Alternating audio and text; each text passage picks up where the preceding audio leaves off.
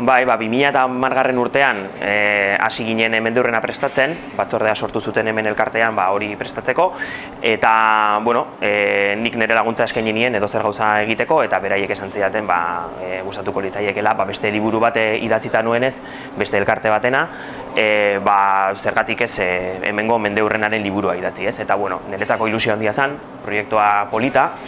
Gainera, hori, batez ere, gogoa nuelako 1980 urtean benetan zer gertatu zen ezagutzeko, eta handikan hona nolako ibilbidea egin duen elkarteak, ez?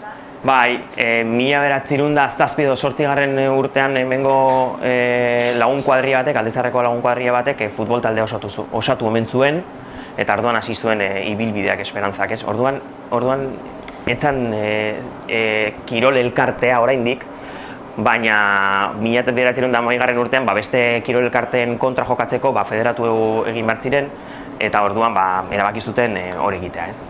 Pixkat kirol elkartea sortu eta handik ibilbidea hasi. Baina, inork ez zuen pentsatzen handik futboletik abiatuko zirela eta beste hainbat arlo jorratuko zituztela, ez? Hor daukazue, ezkerretik hasita bigarrena, hori da Donostiak irabazi duen azkeneko Kontxako bandera.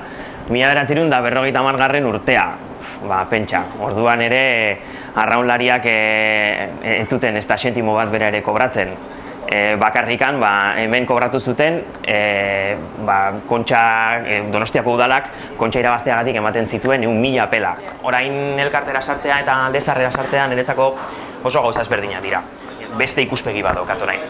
Orduak eta orduak eman dituk, Aldezarrean bueltak ematen, jendearekin hitz egiten, hemen barruan sartuta, argiak itzalita, argiak piztuta, bakarrik, isilpean, pentsatzen, eta azkenean nik uste 230 horriko liburu honetan jasotzen direla oso ondo gertatutakoak, ez?